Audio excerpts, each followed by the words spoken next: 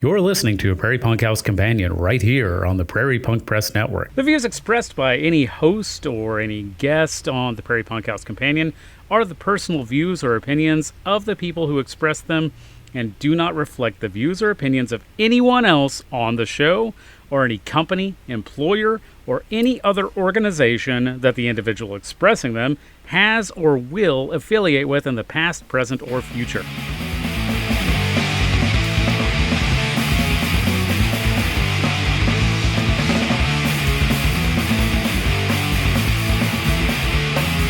Hi everybody, you're listening to a Prairie Punk House Companion. We're now on episode 27, so we're almost at 30 episodes, in 3 episodes. My name is Neckbone. Hi, I'm Jerbear, and this week my microphone works. How embarrassing that my microphone didn't work last episode. Dope! That is embarrassing. You know what? That's a great segue to go into the theme of this week's episode. What's the theme of this week's episode? Embarrassing stories that are sometimes... You gotta be kidding me. Sometimes alcohol related, and sometimes they're not. Sometimes we wish they were alcohol related because we could use that as an excuse. But there's plenty of ones that just dumb stuff people did. We might be those people. Sober, completely sober. Still did dumb things anyway. Yeah. Do we want to do any intro political discussion first? Fuck Elon Musk. Yeah. I don't know that there's anything else to say. I will give a shout out to the people of, I don't remember the name of the neighborhood. Somebody look it up and send it to me so I don't have to spend 3 seconds Googling it. Johnny, can you Google the name of the neighborhood? In Cincinnati, those community members who drove the Nazis out of their neighborhood, basically. Oh, fuck yeah. Yeah. They showed up armed and scared the crap out of those Nazis who rolled up in a U-Haul, by the way. Fucking cowards. Rolled up in a U-Haul and jumped out the back and thought they were going to terrorize people and then got their asses handed to them by whatever neighborhood in Cincinnati that is. So good on those people. And they hunted down the Nazis too. They were they were setting up checkpoints and stuff. I'm just like, fuck, they're organized. Heck yeah. Everyone else get to that level of organization. Wait, do we have any corrections? Did Johnny send us corrections? Fuck, I don't remember now. He sent us a slew of stuff, mostly talking shit. Oh, okay. In a fun way. Yeah. So we got an update from Johnny. Mm-hmm. He says that he managed to track down Lonnie Anderson to ask about Worf. Mm-hmm. Currently, she is in a all-girl doom grind band called Skirt Reynolds, and they sing exclusively about the Burt Reynolds Dom DeLuise ensemble cast classic Cannonball Run 2. Nice. Great band, but they're on hiatus right now. Lonnie said she's looking to branch out creatively, and that she might like to try jamming with us, but turns out she is a Babylon 5 fan and not a Star Trek fan, so I don't think it's going to happen. Can't trust Babylon 5 fans, man. I mean, we all know Star Trek Deep Space Nine was way better. Come on. Yeah. Didn't George R. R. Martin get some of his start writing for Babylon 5? Oh, I have no idea. I'm pretty sure he did. I'm pretty sure George R. R. Martin wrote for Babylon 5. Mm-hmm. By the way, did that show ever get finished? What? I mean, I know it ended, but was there a written finale, or did it just end? What, for Game of Thrones or Babylon 5? Babylon 5. Babylon 5. I don't know. I never. Since George R. R. Martin was a writer on it. Yeah. Did he complete that? I don't think he completed it. Or yeah, probably not. Yeah. But he has trouble coming to completion. But the far superior Ronald D. Moore wrote for Deep Space Nine, and he went on to do Battlestar Galactica, which is still one of the best sci-fi operas of all time. So, Battlestar Galactica? Yeah, the reboot. Isn't that just Mormonism? No, well, the original was. Yeah. Oh, okay. Yeah, this is the reboot, the good one. Oh, the reboot is not space Mormonism? No. But They Ronald say D. Moore fracking a lot. is not a Mormon. I am pretty sure he is an atheist. Yeah, Ronald D. Moore, if you listen to our podcast, reach out. I bet he does. And let me know if you're a Mormon or an atheist or some other third religion I don't know about. It wasn't really a correction, more of a reaching out. So I appreciate your hard work, Johnny, and we'll keep reaching for those stars to be in our Worf collaboration. Yeah. I don't think we should give up on Lonnie Anderson just yet, but I don't we'll think. see. Yeah, I don't think we should either. What about 7 of 9? What's she doing? Jerry Ryan. Yeah. She was in I think all 3 seasons of Star Trek Picard recently, which was 3 seasons of disappointment with some great actors in some very disappointing TV show. A whole lot of fan service. Man, oh man, was there just crammed full of fan service just for no fucking reason. Especially the 3rd season. All right. Wow. Holy crap. It's just, the entire thing was just references.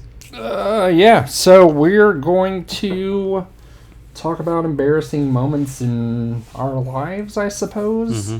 I've made a lot of bonehead mistakes and done a lot of dumb shit, but I don't often get embarrassed about it. Mm-hmm. So this is tough for me.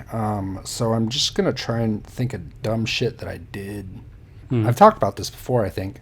I look back on it now and feel a slight bit of shame. The year was 1995. The place was the Eaton in Wichita, Kansas. The Eaton Hotel at Douglas and St. Francis. The event was the Get Up Kids. It would have been 96, actually. Okay. So were you 18? 1996. Yes. Okay, barely. Yes, I was. Yeah. I had been drinking. I think I was at the Bean for a little while, drinking whiskey out of a backpack that was hidden. The Bohemian Bean Company. I'm so sorry. That place sucked. But I hung out there all the fucking time. I hung out there all the time. Yeah. So we were there drinking whiskey out of a backpack and then went to the Eaton to the show. And being a young punk rocker looking to cause mischief and try and have fun, I decided it would be a good idea to try and slam dance at the Get Up Kids show.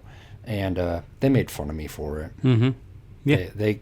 They literally called me out for trying to slam dance at their Big Feelings emo show. Yeah, that makes sense. That doesn't seem like the type of show you'd go slam dance at. I tried with all my might. We appreciate the effort. Yeah. No, I don't think they did. No. They did not appreciate the effort. So let's go back. Let's go back in time. And I've told you this story before. And I think we actually recorded it in the first episode, but it didn't make the cut because it was kind of like an odd non sequitur that a bunch of stuff we had at the end that just didn't really like flow with the rest of the episode. And then I completely forgot to mention it since then. I think I know what you're talking about. So now I can go into episode 27. 27 episodes later. The year would have been 1994. So I was about 16 years old. And this was when everybody was hanging out at Howard's, which was an all ages venue. You could go and like, they didn't serve any alcohol, but everybody drank in the parking lot and all that crap. Yeah, as you do. Yeah. But they served like soda and stuff there. And there was a bunch of local bands that played there. Scythe was a regular performer there, local metal band. Vent. Dirge was unfortunately a regular performer there. I don't know if you remember them. Mm-mm. Oh, okay. No. Yeah. I saw Scythe and Vent play there. Oh, yeah. And I think Boxer Rebellion played there some, and Torrens bands probably played there. Yeah. Ska band. Hitman Union. Phil. Oh, Phil. Yeah, fucking Phil played there like all the time too. Wait, are they still around? Continue. I think they play like once a year. Or something. Okay. They're like on a rudimentary P&I schedule then. Like once a year they get together and like do something and then fuck off for another year. But yeah, so there's this, I don't know how I ended up meeting these people, but they were trying to start a band and I really wanted to be in a band. I didn't know anybody else who wasn't already in a band or just had no desire to be in a band. But the only position they had open was drummer. So I was like, fuck, man. I bet I could play drums. I could probably swing that.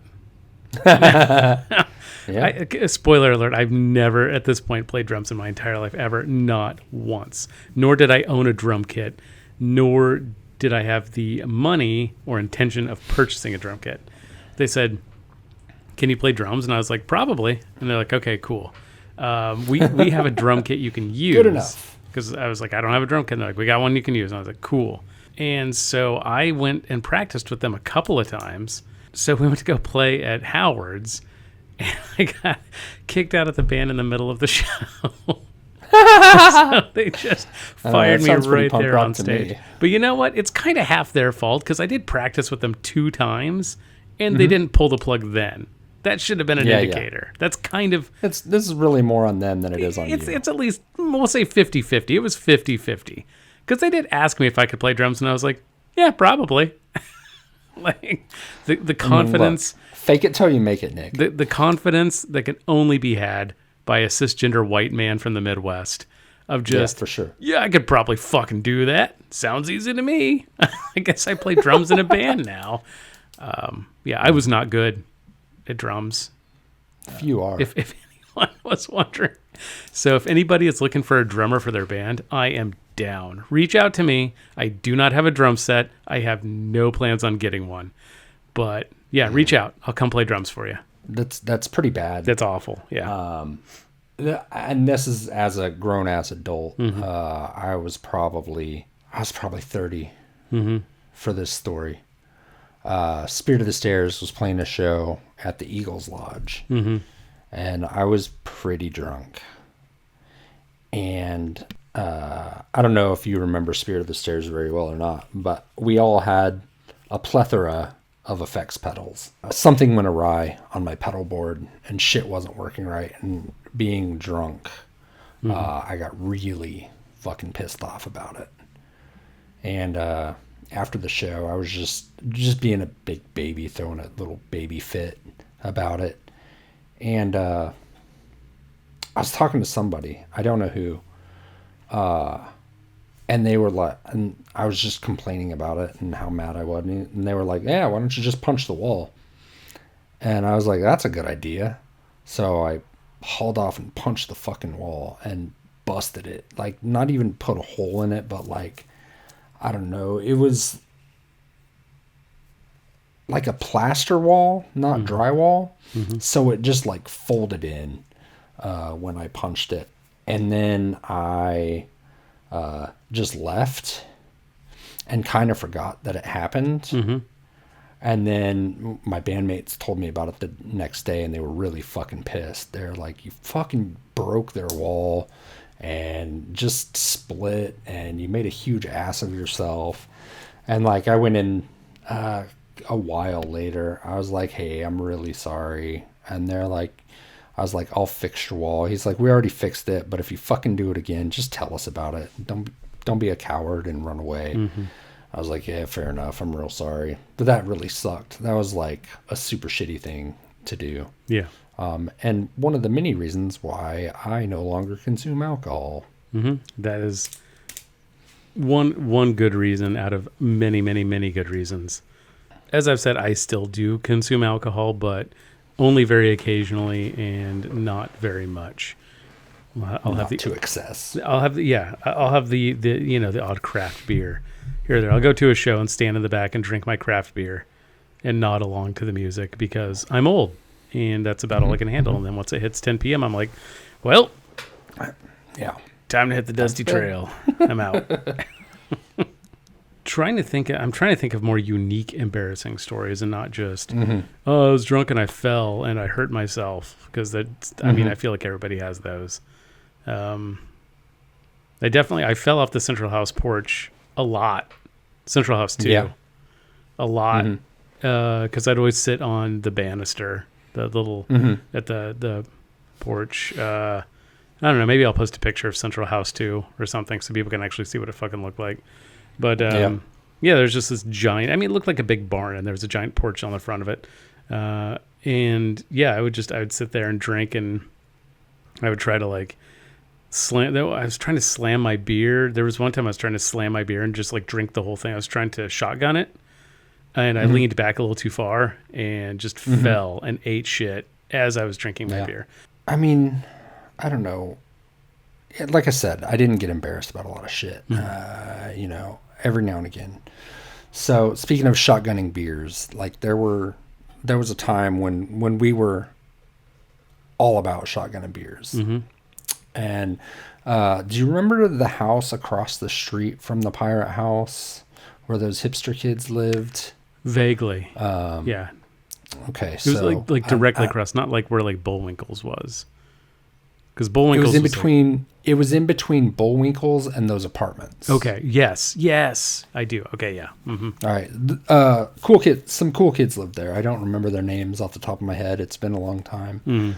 But the first time we met, I was shotgunning beers at the Pirate House, and or maybe Leslie's, I'm not sure.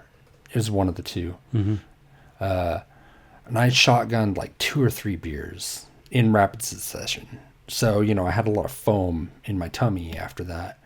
And so after the second or third one that I shotgunned, I threw the beer can up in the air, burped really loud, and then puked foam, and was just like walking when it happened. And so I was like walking and puking at the same time, without missing a beat. Yeah. And I guess those dudes were impressed. And later on, I wound up over there and drank and got to know them a little bit, and that was fun. Yeah. Not really embarrassing, but maybe I should have been. Yeah, I don't know. People used to be impressed by stuff like that. Like I think I was having a conversation. I think I was at the Rainbow House, and I was having a conversation with somebody. Yeah, it might have been. I think it was Jamie. Maybe it was Katie Donegan. I don't know. It was. I was having a conversation with somebody, and I was mid sentence, and I went, "Hold on," and I turned and projectile vomited. And then I turned back and was like, okay, where was I? And like just kept having a conversation. Yeah. As if there was nothing abnormal about that. James Gowerholt's house, which he was the partner of William S. Burroughs for a while. Yep. I've been there. Lives in Lawrence. I don't know if he's still I think I was there with Lived you. in Lawrence. You were. Yeah. And it was a pool party in the summer. And back then I freeballed all the time. But I wanted to go swimming. I am pretty modest, but I was drunk enough so that I was not.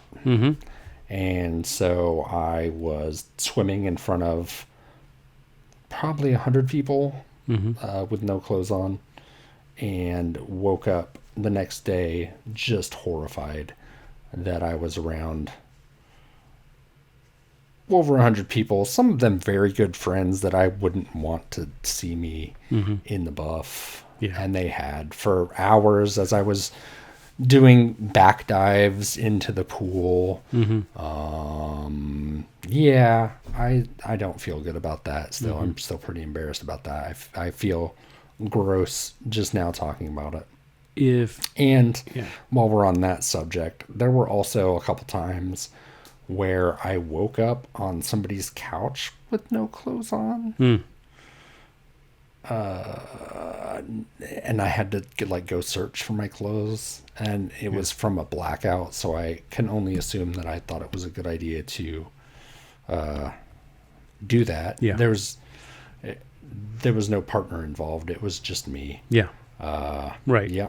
That's the thing. Sucked. It's like that sucks real bad. It's not. And I have a lot of naked stories too, and that's the thing. Like that I always try to make clear to people. Like it's not a sex thing. It's not sexual. I just get drunk and I'm like, these clothes are hot and itchy. I'd be more comfortable if I didn't have them on. Yeah. And then I just end up running around either half naked or completely naked or swimming naked or because I'm just like, I just don't care anymore.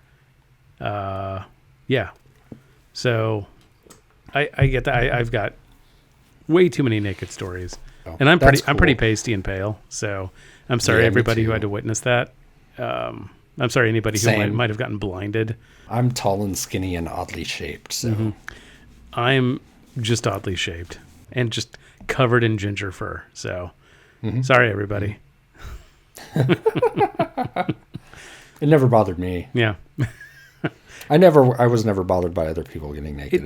It didn't bother me at the time. Looking back on it now, I'm just kind of like, well, that was kind of embarrassing. And speaking of getting naked in places you shouldn't, this leads me to my next story that I think I've told on this podcast before, but I don't remember. It must have been like episode 2 or 3 or something. It was a long time ago. So this was before we moved up to Kansas City. So this would have been like 96, 97. It was whenever Leahy was living in Lenexa. I don't remember when that was. So Leahy was living in Lenexa. And so me and some people, I don't think you were with us. I think it was like me and Stein. No, I never hung out. Like I never hung out Gina with Leahy and Geyser Lenexa. and some people, bunch of those people. Like we all went up to visit Leahy in Lenexa, Kansas.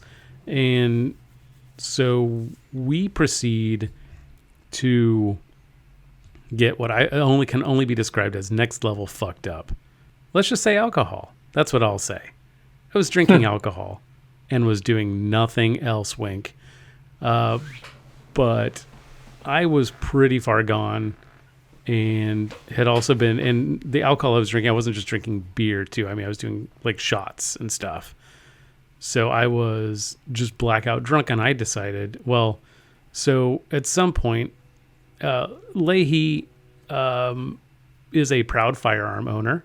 Oh, yeah. And he was like, I need to check and make sure that I don't have any rounds near, like, obviously he wasn't going to keep his rifle loaded, but he wanted to make sure there weren't even any rounds like in the vicinity of it, because we were all fucked up. And he was like, I don't need one of these dumbasses like trying to play with my rifle and fucking themselves up. So he was trying to be and do the responsible thing and go, I need to make sure that I get this away from these dumbasses. And so all I saw was him pull a rifle out of the closet, and I was convinced he was going to shoot us. So I ran into his bedroom and jumped out of his window. He lived on the first floor, so that was not a big deal. And I ended up in this bush, and I got a bunch of sticks in my shirt. And so I'm walking down 87th Street Parkway in Lenexa, Kansas, which if you know anything about suburban Kansas City, just imagine a suburb anywhere, any suburban area. It's not a place for walking. I don't even think 87th Street Parkway has fucking sidewalks. Yeah, probably not. I think I'm just like walking along this huge busy road near I-35. So I'm like near the interstate too, on top of that. Yeah. And so I'm like, I wander into this gas station. I'm like, fuck, I got to go to the bathroom. And I managed to get the key from the guy, and it's attached to a hubcap. So the next thing I know, that's my last memory. And then the next thing I know is I'm laying back in Leahy's apartment, but I'm naked, and I'm holding onto that hubcap for dear fucking life. Like, so at some point I decided, these clothes are itchy and hot, which was something I did back then. And I had sticks and shit in it too. So like, from jumping into the fucking bushes. So I was probably just like, I'm just peeling my clothes off, walking down 87th Street Parkway, holding a fucking hubcap. I am so lucky I didn't end up in like getting picked up by the cops or hit by a car or something. I mean, all right, this is a good one. The Fannings will remember this. Torin might remember it too. It was when we lived on 2nd and Estelle, so it was probably 2003-ish, I would guess. Yeah, it would have to be, thinking about it. We had a party at our house. Impromptu, after hours, I don't know, it's hard to say. But I was trying to play Angel Dust by Faith No More on the stereo for the party. And I don't know if you remember this about me, but if I decided I was going to play some music and somebody tried to put a stop to that or put something else on, I would lose my shit. Yeah. I would be a little crybaby baby about somebody not letting me listen to the music that I wanted to listen to. I remember that. Moment. You even yelled at me once because I tried to take off Osserat, and I was like, what's this shit? Probably. So Sean took off Faith No More and put on some fucking bullshit. Yeah, I don't know. It was probably like some fucking jazz or something at the time. I don't know. Just what the not that kids there's are anything listening wrong with to. jazz, but we were having a fucking party, man. Right. Like, let's play something. If it's fun. not the 1920s, don't put on fucking jazz at a party. Yeah. So I fucking got so mad, and I mean, I don't remember what happened from that point to everyone going to bed, but I know that as soon as everyone went to bed, I got my Ghetto Blaster and I put Neutral Milk Hotel on and turned it all the way up. Jesus. And I had my door locked so nobody could get in, and I was in my room just blasting it. And Sean wound up going to the basement and turning the breaker off. Nice. So we didn't have to. So we didn't have to hear Neutral Milk Hotel. Now that's problem solving. That's good. Those are good problem solving skills, Sean. Well done. Yeah, I think I almost got kicked out of the house the next day. Yeah, that tracks. Yeah. Yeah, I think me and the Fannings got in multiple fights over music, them not wanting to listen to whatever I had decided we were going to listen to. And me being a little shithead about it. I learned very quickly from living with you that if you had your heart set on putting on an album, I was just going to let it happen. That's the only reason I know about any crust punk bands today, is because you're just like, I'm putting this shit on. It's like, fine, whatever. I don't want to deal with it. God, I was such a fucking child about shit. But like the thing is I don't know if it was just easier to deal with me by appeasing me or what, because like I was so enabled with my bad behavior. Like people just allowed it. Instead of punching me in the face or whatever, I just got my way. And I don't know why. It's, the whole time we lived together, I don't remember us getting into very many fights. You and I hardly ever got in fights. Almost never. Yeah. I remember one. Do you? I do. Fuck. It's one of the things I was going to talk about. What did I do? We were in Wichita, and actually, I think I came down. No. We came down together for a night, and we went over to Aaron and Nathan and Pat's house. Oh, yeah. And we were in the basement doing, like, just hanging out. And I think that we left.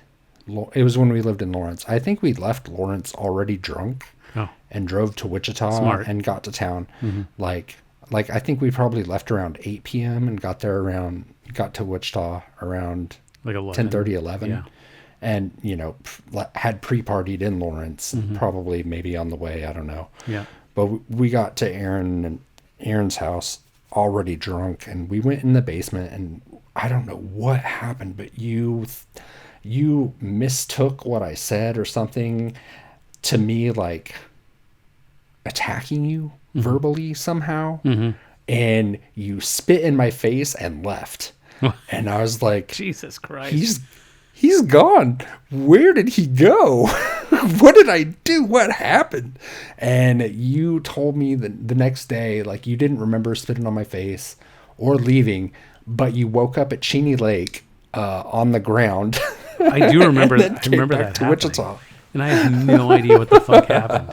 I have no idea why I don't know what I did. Like, I just woke up at Cheney Lake and I was like, where the fuck am I?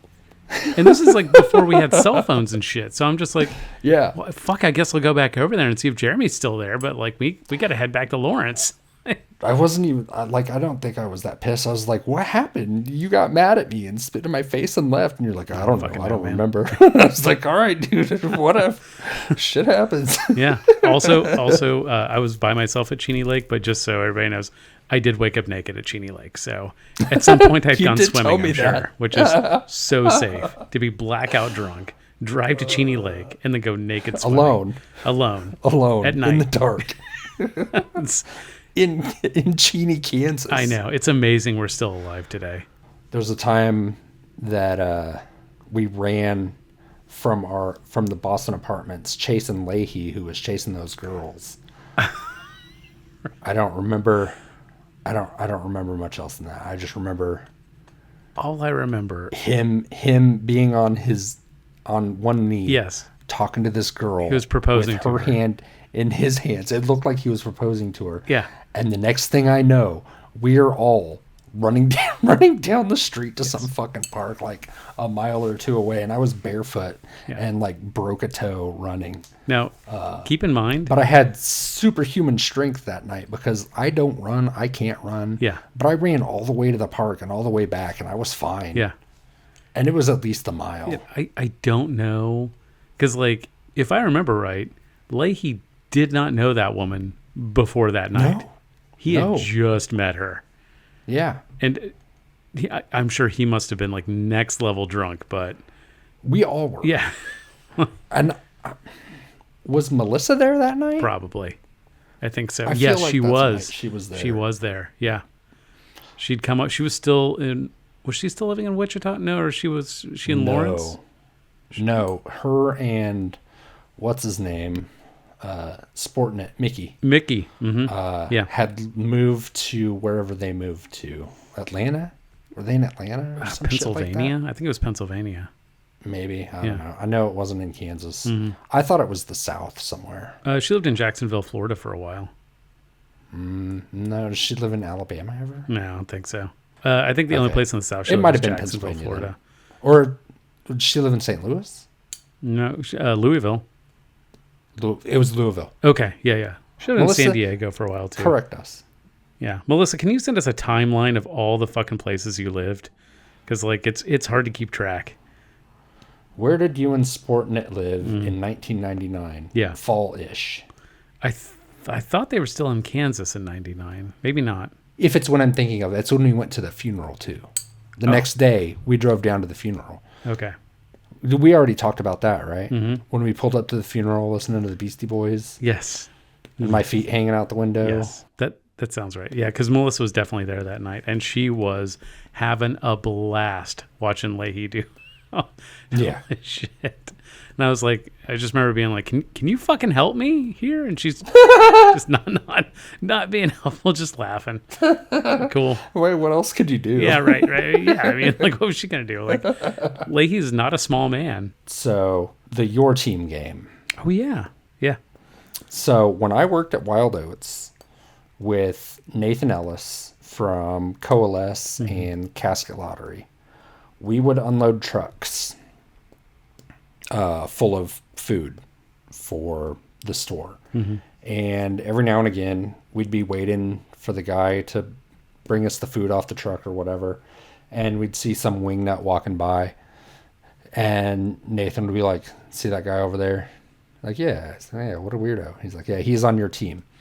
And so it kind of grew into a thing that he and I did. And then that I brought to Neck, Bone, and all of our other friends. And we started playing. We started just assigning teammates to one another. Well, one night when we were enjoying natural substances from the earth, Alcohol. Wink.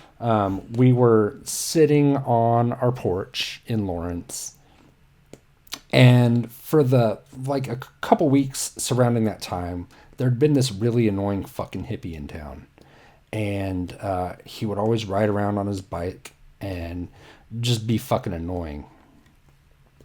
I don't remember what all he did. I just remember being super fucking annoyed by him. Do you remember this? Do you remember this at all? Vaguely. Okay. So we were on our porch. This is the same night we laughed at Sarah Carlson for 15 minutes or 5 hours about going to the Jeremy Piven website. Right. You know what I'm talking about now? I do. Okay. Hey, kids, the internet was still pretty new back then, so everything about it was funny. This is the height of .com jokes. Yeah. So this fucking hippie rolls by on, I feel like it was a lowrider bike too. Like this dude was insufferable. And he's like, and we had given him shit while he was around. He was only in Lawrence for probably like 2 weeks to a month. And this was like the middle of his time in Lawrence. He rode by our house and just like, sup. And then we called him Sup Guy. Yeah, that's right. After that, I do remember now. Yeah, he did that, and neck bone without hesitation. Was just like, your team. Yeah. And then for another 15 minutes or 5 hours, I'm not sure which, we talked about how that poor bastard was just riding by on his bicycle and just got hit in the head with a 2x4, metaphorically, by being on my team. Yeah. My team full of various weirdos, crackheads, undesirables, things like that. And it was hilarious to us. It's not really embarrassing to us, but Sup Guy, if you're really out there and you listen to really this podcast, dropped the ball that day by becoming one of my teammates. You know, I bet Sup Guy does listen to this podcast, and he's going to know that that's him. Yeah. You know, he's going to be utterly devastated to learn. He's going to be so embarrassed. Decades later, it turns out this whole time he was on your team. Yeah. Fuck. He's going to be so embarrassed. It's going to be devastated, when he finds out. Yeah. Well, we already told the story about you falling off the porch in Kansas City, Kansas. Yep. That is a pretty great, embarrassing story, but I think we've told that a few times already. Yeah. I mean, I would say all the times that we ate at dumpsters, but I'm not really embarrassed about that, so. No, so my mom's birthday was the other day, and we took her out for dinner tonight. Mm-hmm. And while we were out for dinner, I warned my family that we were recording tonight. Mm-hmm. And my wife asked what we were going to be talking about. And I was like, oh, we're going to tell embarrassing stories, like, you know. Mm-hmm. And she was like, oh, are you gonna talk about your street pizza or your sidewalk pizza? I was like, why would I talk about that? That's not embarrassing. That goes in awesome stories. Then I had to tell my mom about our sidewalk pizza, which is still not embarrassing. Not embarrassing at all. Free pizza, my mom, and we've told that story on the podcast already. Oh, yeah, go back and listen to, I don't know, episode 3. I think so. 4. I think if memory serves, was that pizza from Joe's by the Slice? Was that connected to that venue right there where American Steel played? Yep. Yeah. Okay. Cool. Yep. Yeah, that was the place. Yep. That's funny. And our friend Joe would later on go to work there, but not the Joe who owns it. Joe worked at Joe's? Yeah, he did. Mm-hmm. No relation. All right. Yeah. Well, that's usually how first names work. could be related by first name. There was this band called the Boss Martians. They were, I don't know what kind of music they were, kind of surf rock, I guess. At one point, we had when I worked at the Cedar, we had a rockabilly girl work there, and she would book rockabilly bands, psychobilly bands, stuff like that. And she booked the Boss Martians, and at some point, I had listened to them in the past, and I heard a song, and somebody told me that it was Elvis Costello. And then I heard the Boss Martians, and they played that song, or I heard that song off the Boss Martians record. And I said, hey, that's that one Elvis Costello song that I'd never heard before. They're covering it. And then they played at the bar, and I was like, hey, are you going to play that song? That Elvis Costello cover? And they're like, no, that's our song, not an Elvis Costello cover. And I just like curled up inside myself because I'm a huge Elvis Costello fan. Mm-hmm. And I should know whether a song is an Elvis Costello song or not. What I think happened was we were listening to music, and that song played by the Boss Martians, and somebody was either wrong or fucking with me and told me that it was Elvis Costello. Yeah. And so then I felt really embarrassed, but they were like totally flattered that I thought that song was an Elvis Costello song. I mean, yeah, that's a compliment. It was still really fucking embarrassing. Yeah. Yeah. I'm embarrassed just talking about it right now. Yeah. I don't know. A story I'm kind of a thing that I used to do that I'm kind of embarrassed about now. And you were with me when I would do this, though I think you were still vegetarian at the time. I was not vegetarian. You were, but you still came along for moral support. It was when Dave banned all meat at the Pirate House. Oh, uh-huh. And I would go to whatever fast food place I could walk to from our house. I think it was a Dairy Queen or something, actually. I think that's right. Yeah. Because there was a Dairy Queen on like Mass Street that was just like straight out on like 17th and Mass, I think. Yeah, something like that, yeah. Or 18th and Mass. Right across the street from the Dillons. Yeah. So I went there and I got like a big huge burger and fries and shit, and I just like I would just go to the Pirate House and just sit on their porch and eat it. It's kind of embarrassing now. You really owned them. You really owned those vegetarians. I know. I was just like, looking back on it now too, I'm just like, they probably didn't even give a shit. No. Like, I don't think really what they were trying to do is get people to stop cooking meat in their kitchen. Yeah. I don't think they care that meat touched the house that they were renting. Like, I don't think that's what they cared about. No, I don't think so either. But I thought But you sure did own them. I thought it was such an own at the time, though. I was just like, yeah. I mean, this burger on your porch. What the fuck are you going to do? I mean, that's kind of like me drawing circles on my hands and going over there wasted when they were having straight edge parties. Right. Root beer parties. Yeah, real edgelord shit. Yeah. Yeah. And then just really owning them by being wasted. I thought I was super clever by putting circles on my hand and saying I was owed up. Yeah. Because they would say we're getting next up and going out. So I'm getting owed up, going out. Embarrassing shit. And then on the flip side, and I'm not going to mention any names here, this is so far in the past, I was a huge meat eater at the time, to the point where I would give vegetarians so much shit for just being vegetarian because I just couldn't leave well enough alone. I couldn't just be like, oh, okay. It was an affront to your sensibilities. Right. So anyway, there was this a woman I was interested in, and I found out she was a vegan. So I became a vegan. At least for a few months, and then it didn't really go anywhere, so I immediately stopped being vegan. But that's kind of embarrassing to think back on it now. And for about 2 months, I got really into it too, because I was just like, yeah, we shouldn't be eating animal products at all, even honey. And then it didn't go anywhere, so I was just like, if I'm gonna go get a burger again. Like that's the extent of my convictions, I guess. Yeah. Really fucking embarrassing. I don't know that this is embarrassing. I think it's more like an urban legend. But yeah, I was vegetarian the whole time we lived together, right up until I think 2006 is probably when it would have been 2007 when I stopped being vegetarian. So everybody told horror stories about when you stop being vegetarian and you eat meat again, you get really sick because your gut bacteria is not used to digesting meat. So if you go back to eating meat, you're going to get so sick.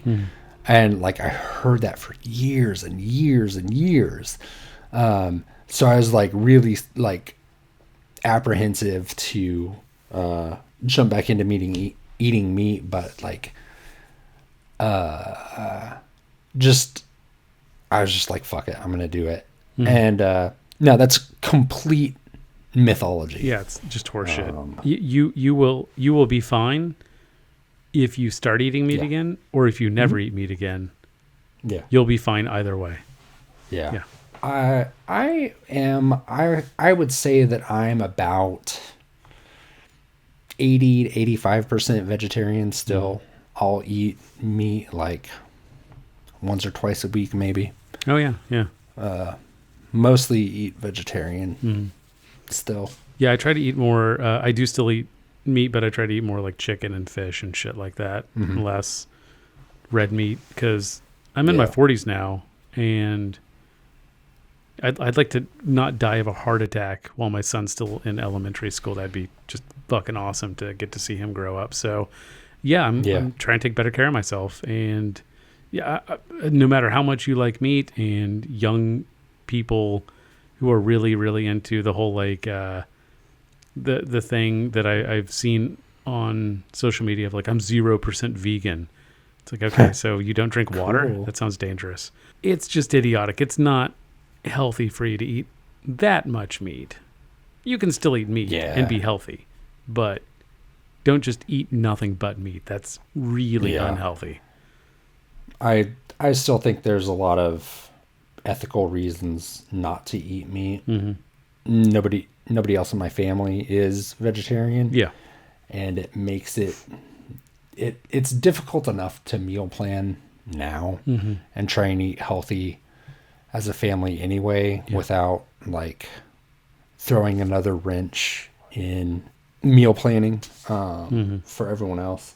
And also, like, it tastes good. It's for me, it's an every once in a while thing. I will indulge myself, like, every once in a while. I do, like, for date night, my wife and I'll, like, go to a steakhouse, like a really good one, like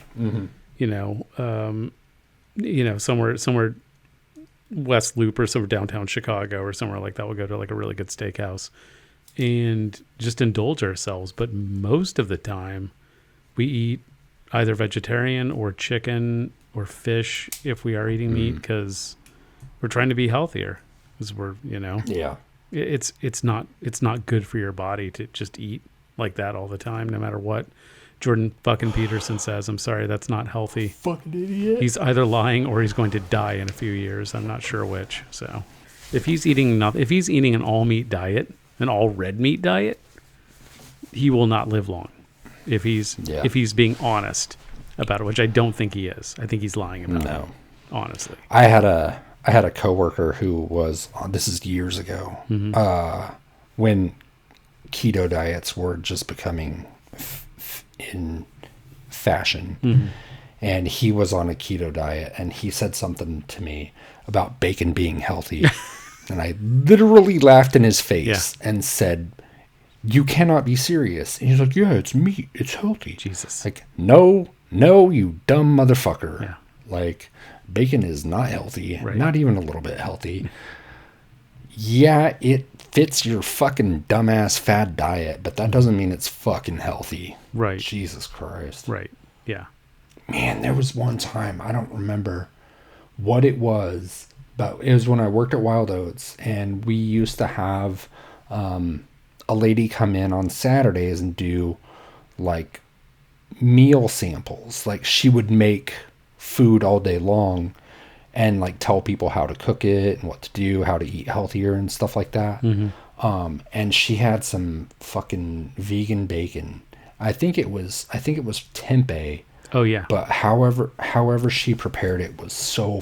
I mean, it didn't taste like bacon. No, it's a completely different thing, but it's good. Don't get the wrong idea. Smoked tempeh bacon is really good. I don't know what it was, but it was so fucking good. Yeah. If I could capture that again. I mean, like I said, it didn't taste like bacon, but it was fucking good. Yeah. I would eat it all the time. So good. Staying on the topic of food, and another embarrassing story, not about me, but about some guy Joe and I encountered up here in Chicago a long time ago. This would have been like 2007, 2008. It was right when I first moved up here.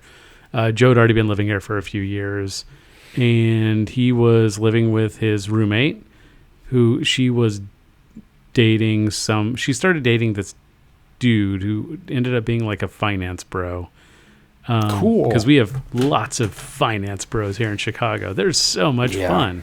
But yeah, so I think we'd gone to go see a Cubs game, and we were in Wrigleyville, which is the dudiest, broiest neighborhood in all of Chicago. And that's saying something, because there's some pretty dude bro neighborhoods in the city. But we're in Wrigleyville, and we are trying to find a place to go eat, and we're with some other people, and some of them are vegetarian. So we're like, hey, let's go to Chicago Diner on Halstead. It's close, walking distance from Wrigley Field, and it's a vegetarian diner. And I guess this guy didn't understand that it was only vegetarian. I think it's even vegan. Oh, yeah. I think it's completely vegan. Nice. And I like going there because I'm lactose intolerant, and I can get milkshakes there. So I can get vegan milkshakes, and they're fucking really good. So we go there, and this dude is looking over the menu, and everybody's like having a good time and having good conversations, and he keeps butting in and going like, I can't eat anything here. They don't have any meat. Don't you guys have any meat? And the waiter keeps coming over and he's like, do you guys don't have any meat? Do you like have some hidden in the back? Like, and just keeps asking about like meat. And at the time, I'm not even a vegetarian at this point. I am definitely like a meat eater, but it doesn't bother me to eat vegetarian. Right. Why would it? Right. And as somebody who's lactose intolerant too, I can really appreciate the fact that they've got vegan milkshakes. It's milkshakes I can fucking drink. It's awesome. So yeah, this dude is just fucking embarrassing himself. And he starts talking to Joe about jobs and is just like making fun of me and Joe because I think we're both still in food service at that point. We're both in the service industry still. And he's just like giving a shit and just talking shit on our jobs. And yeah, just he's like, do you know how many units I moved today? And I'm just like, I don't know what the fuck that means. So, and I think units of what? I think Joe is even just like, so basically you don't really do anything. Like, what do you do? Like it was like that scene from Office Space where he was like, what would you say you do here?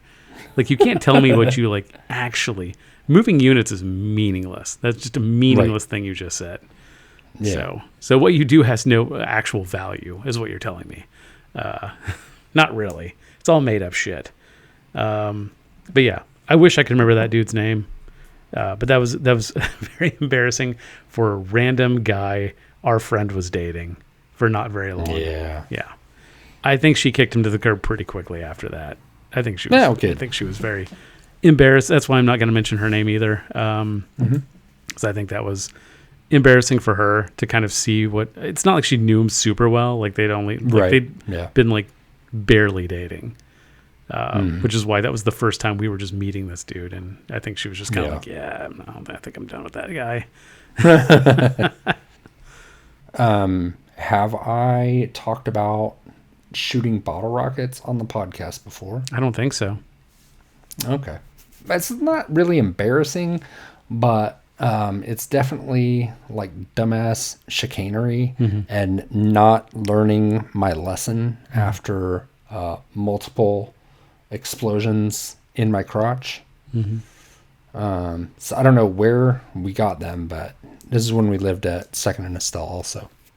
We were having after hours, and I had nut huggers that I put on for after hours, like super short shorts, cut off where the pockets hang out of the bottom. And so I had those on, and we had bottle rockets, and I decided that I was going to shoot the bottle rockets out of the hole in the zipper of my fly.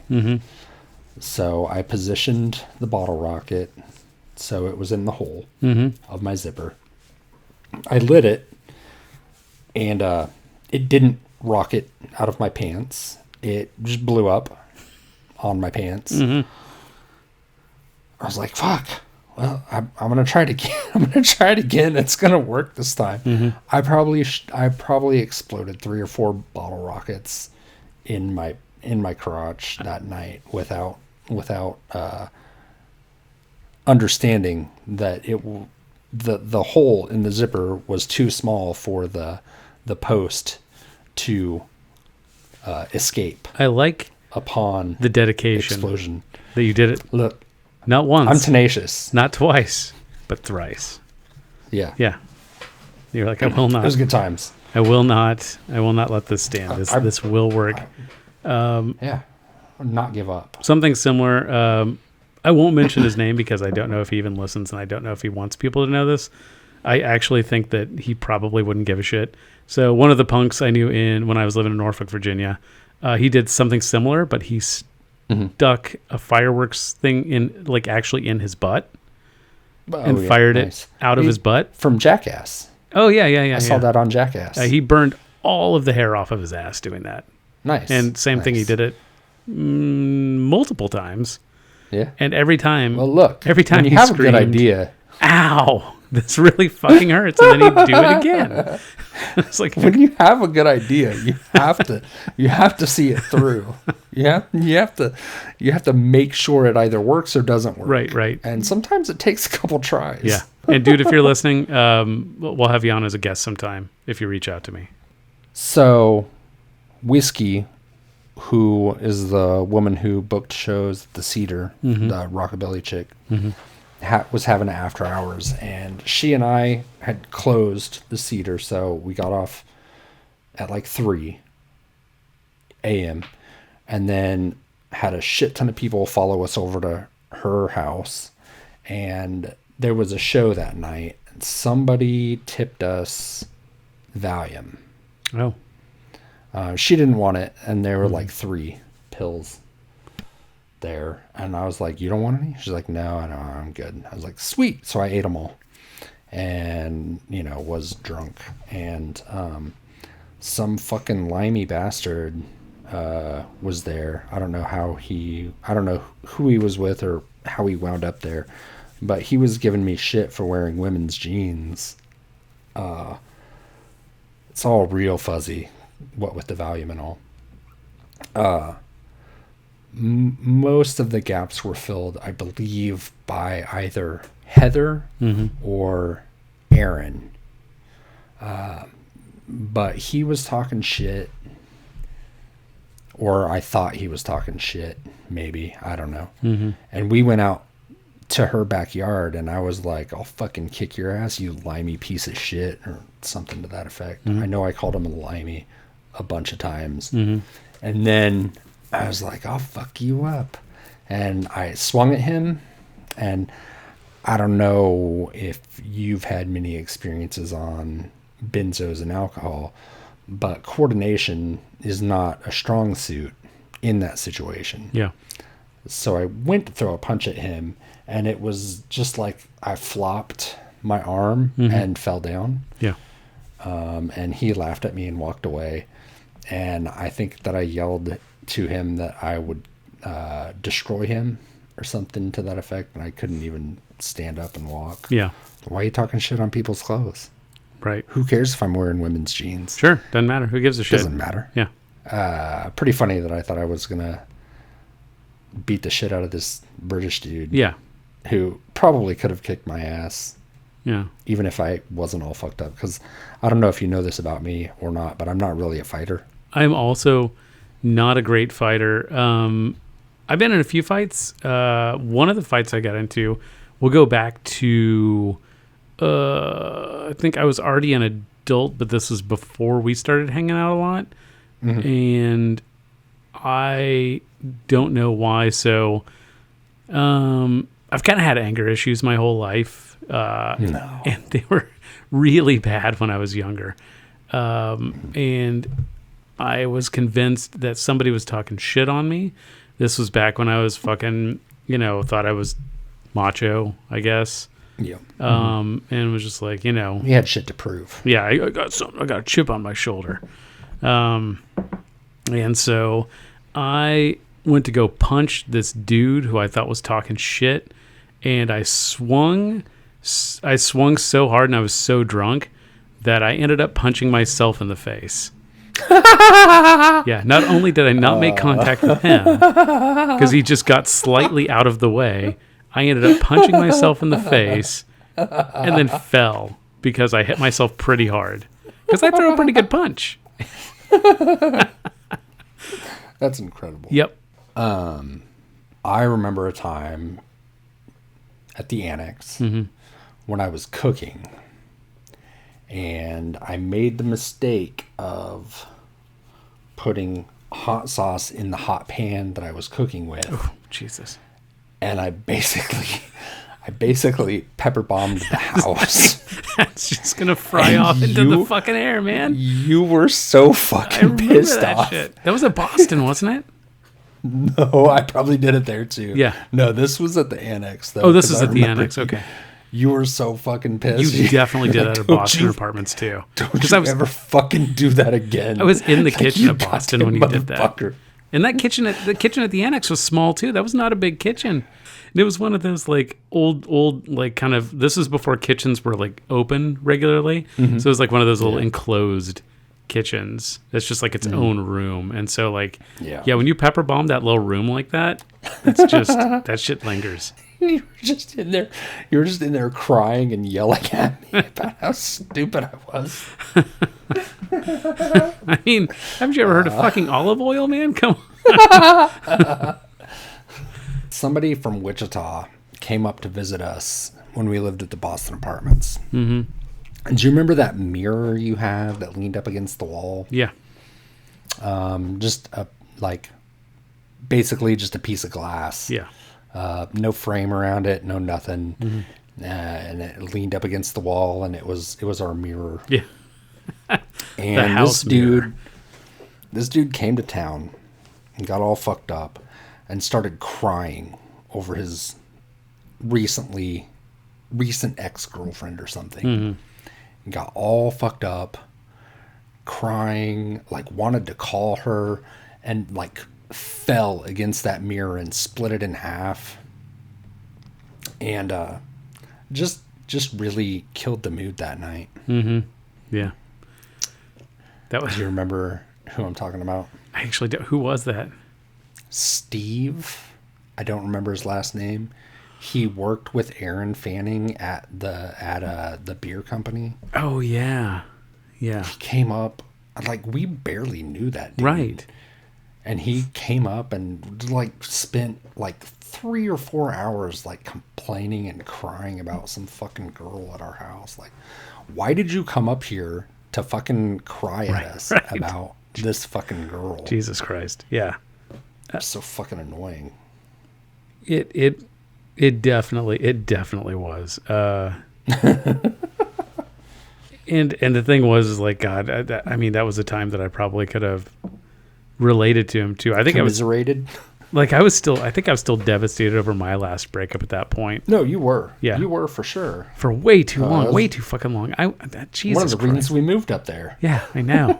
That's crazy. I mean, I'm glad we did. Like, I'm glad that we got for sure. Got out of town and got to experience some new stuff in a new place. Well, we met great people. Yeah. I still have really good friends from doing that, so for sure. But yeah, that's still. I mean, after a while and seeing stuff like that, I think I started to think like, oh God, is that what I fucking look like? Jesus. Jesus Christ. It's amazing anyone still fucking hangs out with me. Yeah. You didn't bother me that much. Yeah. I think it was mostly like I would have had more sympathy if I had known that dude a little better. But like, I only barely knew him. Why the fuck did he even come up? Was there a show or something, or did he just want to get out of? I think he just wanted to get out of town. No fucking clue. No idea. Why the fuck did he come visit us? Yeah. He didn't bring Aaron with him. Yeah. That's weird. Yeah, we didn't really even know that guy. No. Wait, how did he know where we lived? How did he get a hold of us to come over? I have no idea. I've gotten so used to living in a world with cell phones and computers and shit that I'm just like, oh fuck, we didn't have any of that. No. He didn't have Google Maps. You had to coordinate. Yeah. You had to coordinate that shit. Right. There's no way he would have known where we lived. He would have had to have called our landline, gotten a hold of one of us, and been like, hey, give me directions to your house. Yeah. Because you can't just give someone an address at this point in history and just have them figure it out. I need to talk to Aaron about this and figure out what the fuck happened, because that's just so random. That's really weird. Maybe he did come up with somebody else. Maybe. But who? Did he didn't come up with Aaron? Maybe? Did he come up with Aaron? Not Fanning. No? I don't think Aaron Fanning ever came up to Kansas City. Fuck, I think you're right. I know Anne Marie came up. Yep. Yeah. Melissa came up. I don't think Melissa came up. Yep. Aaron M came up. Yep. Did Ty come up? I think Ty came up. No, Ty was in Minnesota by then. He traveled through. Yeah. But it wasn't like a But how did he find? Maybe through Justin? I don't know. Oh, probably. Maybe we just saw him. Oh, no. Ty came through because I'd been up in Minneapolis and I stayed at his place and I gave him our address. And he never stayed long. No, he didn't. You know? Well, I guess he stayed. He and Maya stayed with you for a while. Oh, in Wichita, yeah. In Wichita. Yeah. A couple months. Oh, it was like 6 months at least. Okay. At least 6 months. And it was tough to get their half of rent out of them. Because it was, there were two of them and one of me, but it was a 2-bedroom. Right. So they only paid half of the rent between two of them. And then I paid the other half the rent by myself. I was kind of irritated with them when they didn't have rent because I'm just like, there's fucking two of you. Yeah. Jesus, it's like $100 each, man. Come on. I mean, I think Maya was pulling most of the weight. Oh, for sure. There. Yeah. Whenever I did get rent, it was from her. It was always late, but at least she paid it eventually. I always liked Maya. I always thought that, and don't get me wrong, I do love Ty. I love him. Can't help it. How could you not? But Maya deserved better the way he treated her. I'm sorry. I'm sorry, Ty. If you listen, I love you, man. But yeah, Maya deserved better than that.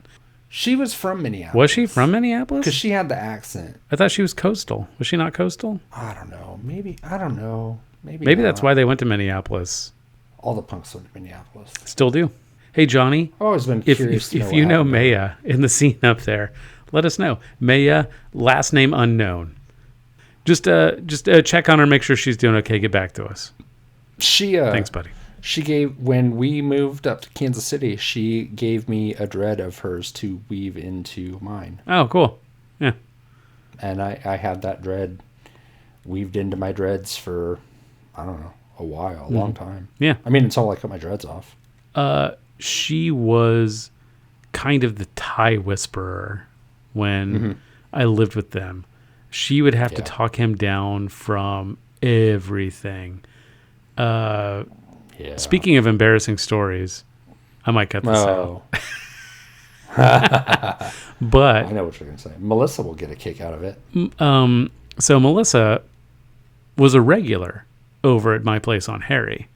And she was, I think we were just sitting around playing PlayStation or something. We were just doing something just mundane like that, drink a beer, playing PlayStation, some shit like that. And Ty just decided to come out of the kitchen just butt-ass naked in all of his Thai naked glory. And I think Melissa took one look at him and just went, yuck. And then turned back and started playing video games again. So when I say Maya deserved better, I'm not exaggerating. Or maybe we were playing Parappa the Rapper. We played that a lot back then. Punch, it's all in the mind. If you want to test me, I'm sure you'll find things that teach you, sure to reach you. I don't remember anymore. Yeah. Wild. And I know I've told this story before, but yeah, Ty, I was about to go to sleep in my bed. My girlfriend was over at the time. We were laying in my bed. And Ty kicked my door open. I had one of those little, those little latch locks that you screw into your door. That's the only like a hook. Yeah. It was like a little hook. Thing. In fact, it was the only way to actually keep the door closed because the door would just open if you didn't hook it. Right. So I had that latch on, and Ty started knocking on the door, and I was like, "Go the fuck away!" And he kicked the door open, and there was a bright light behind him, so he almost looked like a filthy hairy angel, and he had a blanket around him that he proceeded to drop off of his naked body, and then he looked at me and just went, "Hey, do you have any fucking vodka?" He was always asking if people had vodka. Yeah, and keep in mind, this is at like 3 in the morning or something. This was like 3 in the morning on like a Tuesday. Did he break his foot or almost break his foot? Like just hurt his foot doing his James Brown dance in your living room for everyone? Oh, I think he just hurt it. I don't think he broke it. Okay. Yeah. He thought he broke it because he was like crying about it. Yeah. Like, I think I broke my foot. I don't think he broke it. Yeah.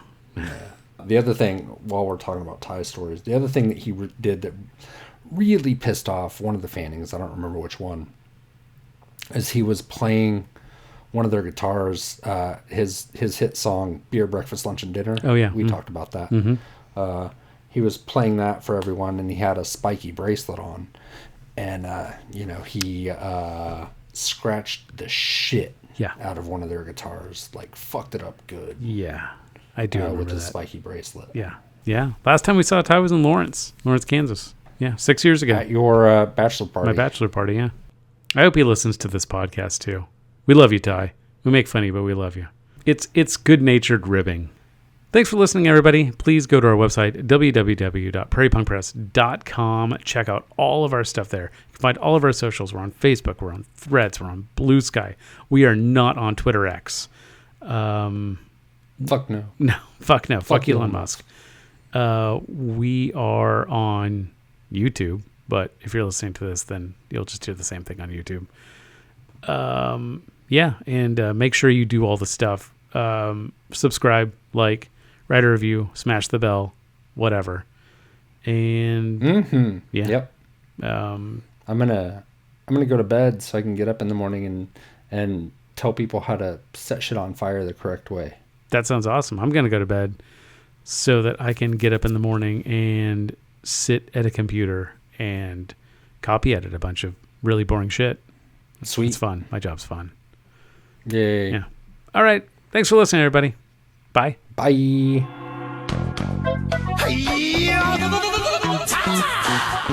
Kick, punch, it's all in the mind. If you wanna test me, I'm sure you'll find the things I'll teach ya. Sure to beat ya. Nevertheless, you'll get a lesson from teacher. Now kick, Kick, punch,